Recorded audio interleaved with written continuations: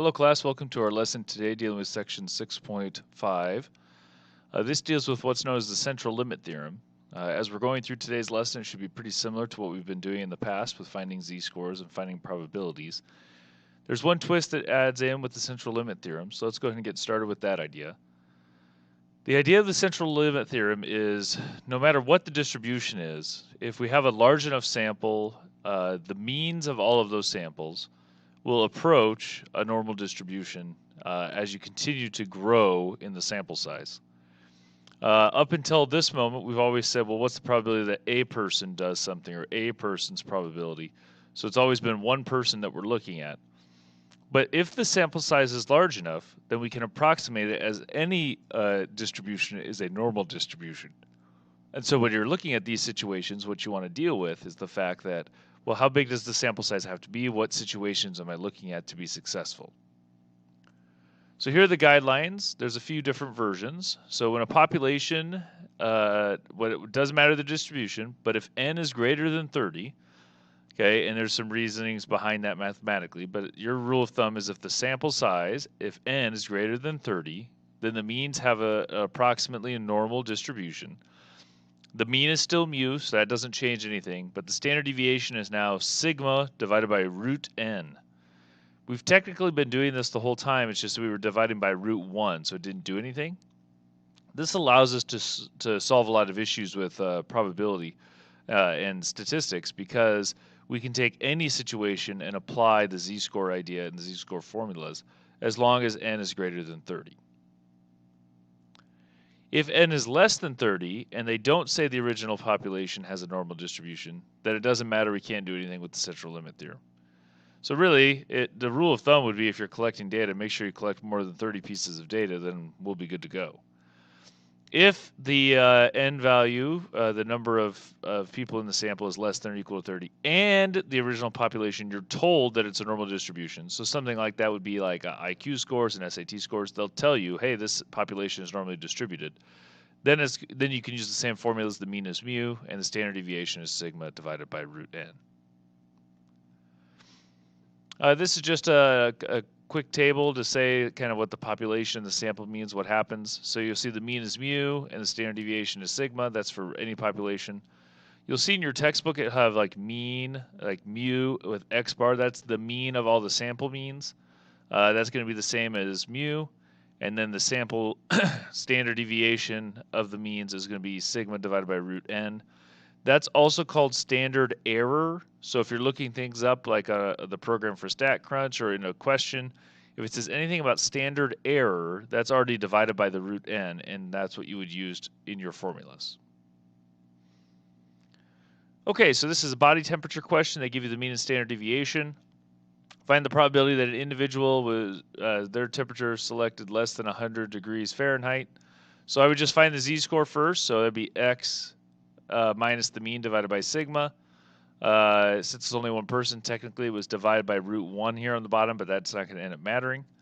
I get 2.90. Remember to go to two places for that. I wanted a probability x is less than 100, which corresponds to z less than 2.9, and it ends up being 0.9981. So I'm still using my z-score table to find these answers as we're looking at these situations. The next one is the exact same info, but now it says find the probability that 15 randomly selected people will have a mean temperature less than 100.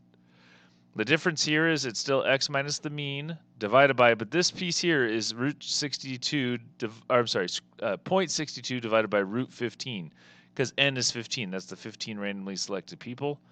Double check this on your calculator. Make sure you're plugging it in right. Some of the issues are people plug it in wrong.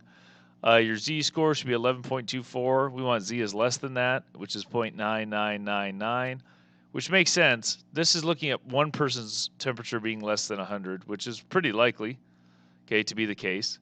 If we're looking at 15 random people and we take their average, okay, we're saying their average temperature is less than 100, which makes perfect sense, okay, unless they're maybe in a hospital or there's a sickness going around in their particular area. So it makes sense that the average temperature of those 15 people would be under 100 degrees Fahrenheit. If you look at this next question, it says, all Our next question deals with blood pressure. They tell you it's normally distributed, so that's important to make sure that we can go through the process. They give you the mean and standard deviation, and you're defined as having high blood pressure if you have blood pressure over 140. And so this says for one woman in this age range, find the probability that her blood pressure is greater than 140. So I just take my x value, which is 140 minus the mean divided by standard deviation. When I do that, I should get 1.92. Now remember here, this is saying that what's the probability that someone has blood pressure above 140? So I'm looking like x greater than 140. So in this case, I would be doing z greater than the z-score of 1.92. Remember, that means when you go to 1.92 and find the 4-digit number, you have to do 1 minus that number in order to find the answer. Okay, this will be 2.74%. So if the question is, would it be unusual for you to have high blood pressure, the answer is yes, because this answer here is less than 5%, which means this is probably a good indicator if you have high blood pressure at that point or for hypertension, because it's pretty unlikely that you would be in that category, even if it was just one person. The next one says the same thing. All the info is the same, except now it says there are 4 women, and find the probability their mean systolic blood pressure is greater than 140. So the formula would be the exact same, okay, as the last one. If we look at the x minus the mean divided by standard deviation, this one's the exact same, but it has a root 4 divided by at the end because there were 4 people that I was looking at. And notice the z-score gets much higher. Okay, the z-score ends up being 3.85. Compare that with 1.92. I'm looking for the probability that z is greater than that, which would be 1 minus the 0.9999 number, which would be less than 1%, 0.0001. So if you said there's 4 women that came in today and all of them had high blood pressure, I would say, now wait a second. That seems pretty unlikely at that point. This is why they take things into account like family history and instead of not just the numbers, looking at genetic traits and things like that, because a lot of those things are correlated. So I would say if this happened, if 4 people came in, I would say, well, there must be something in family history that would probably have caused that. It's very unlikely because this is way less than 5%. Okay, pretty unlikely that all 4 would have an average that would be over 140. So when you're looking at these questions, the key is to make sure that the given information is normally distributed, unless this is greater than or equal to 30, the number of people that you're looking at. Okay, if it doesn't say it's normally distributed and this is less than 30, then you really can't do a whole lot of anything. For yourself, for future reference, if you ever collect data, make your life a little bit easier on the statistician and collect at least 30 pieces of data. And then the statistician can use the central limit theorem in order to apply to figure out what's unusual and what would not be considered unusual. Make sure you check your calculator and make sure you're dividing this out correctly, and just make sure it's being plugged in the right manner as you're looking at those situations. Have a good day, everyone.